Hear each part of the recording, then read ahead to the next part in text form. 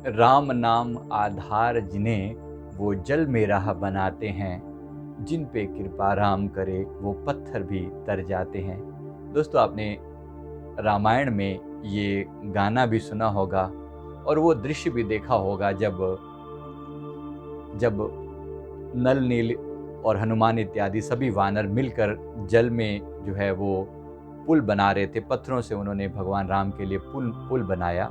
ये उस समय का किस्सा है। बहुत ही मजेदार छोटी सी स्टोरी है। इससे पहले हम आगे बढ़ें,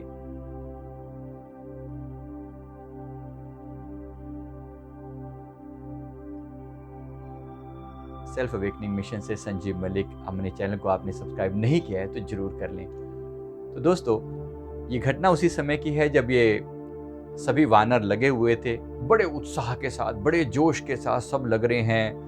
नल और नील मुख्य आर्किटेक्ट थे। वो हनुमान जी जो है वो पत्थरों पर राम लिखते और बाकी वानर उठाकर लेकर जाते और वो नल नील को सौंप देते और नल नील जो है उन्हें सेट करते थे, पत्थरों को आपस में सेट करते थे। तो ये पुल बनता चला जा रहा था। तो राम नाम आधार जिन्हें वो जल में राह बनाते हैं, जिन पे कृपा राम करे वो पत्थर भी तर जाते हैं। तो ये खेल चल रहा था और बड़े उत्साह के साथ, जोश के साथ ये कार्यक्रम चल रहा था। सब अपना अपना भरपूर कंट्रीब्यूशन दे रहे थे। दिल में अपार प्यार था सबका भगवान के चरणों में। तो भगवान ने देखा कि सब बड़े जोश के साथ सेवा कर रहे हैं, तो भगवान ने हनुमान जी के पास गए। हनुमान जी उनके सर्वप्रिय शिष्य हैं। तो हनुमान जी के पास जाकर उन्होंने कहा कि हनुमान, मैंने सुना है कि तुम हमारे नाम लिखकर जो है वो पत्थरों पर नाम लिख के देते हो और पत्थर तर जाते हैं, तो क्या ये सत्य है? उन्होंने कहा कि जी प्रभु, आप देख ही रहे हो आपके सामने। अब भगवान सब कुछ जानते हैं, लेकिन बस एक खेल कर रहे हैं। सब कुछ जानते हैं, लेकिन उसको दिखाने के लिए, खेल करने के लिए उन्होंने कहा कि प्रभु आपके सामने ही है, आपकी कृपा से देखिए पत्थरों पर मैं राम लिख रहा हूँ और आपके नाम से ये पत्थर तर जाते हैं। भगवान ने कहा कि अच्छा, बड़ी कमाल की बात है। भी मेरा नाम लिखने मात्र से अगर ये पत्थर तर जाते हैं, तो फिर अगर मैं स्वयं अगर पत्थर तराऊं तो डेफिनेटली तर जाने चाहिए फिर तो भगवान ने क्या किया, पत्थर उठाया और कहा कि जरा मैं भी इसको उठाकर देखूं और मैं भी इसे समुद्र में खुद ही डाल देता हूं तो पत्थर तर ही जाएगा।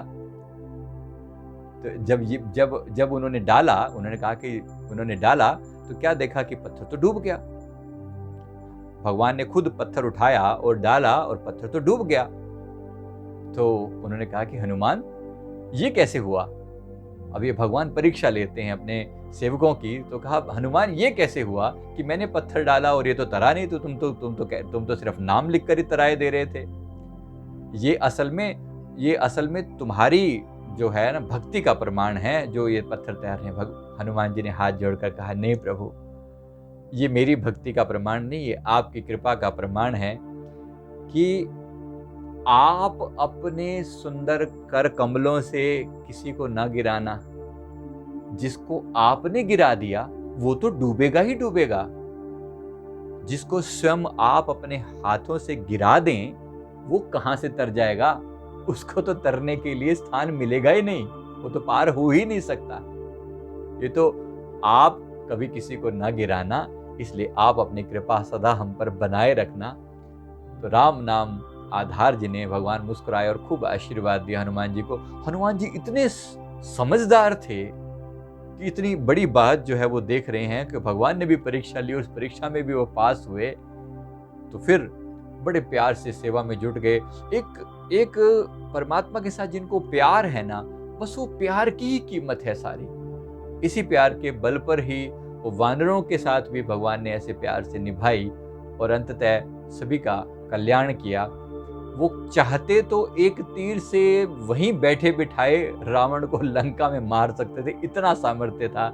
लेकिन फिर भी उन्होंने अपने सेवकों को खूब उनका सम्मान करवाया, उनको महिमा मंडित किया कि तुम्हारी वजह से सब कुछ हो रहा है। तो ये जो विशेष रूप से जो जब आप महत्व देते हैं, परमात्मा को सर्वस्व मानते हुए आप अपना कार्य करते हैं, तो परमात्मा भी आपको सम्मान देते हैं, परमात्मा भी आपको संसार में सम्मान देते हैं। तो जो लोग भी आज सम्मान पा रहे हैं संसार में, कहीं पर भी सम्मान पा रहे हैं, इन्होंने निश्चित रूप से कुछ ऐसा किया है जिससे परमात्मा की प्रसन्नता इन्हें प्राप्त हुई है।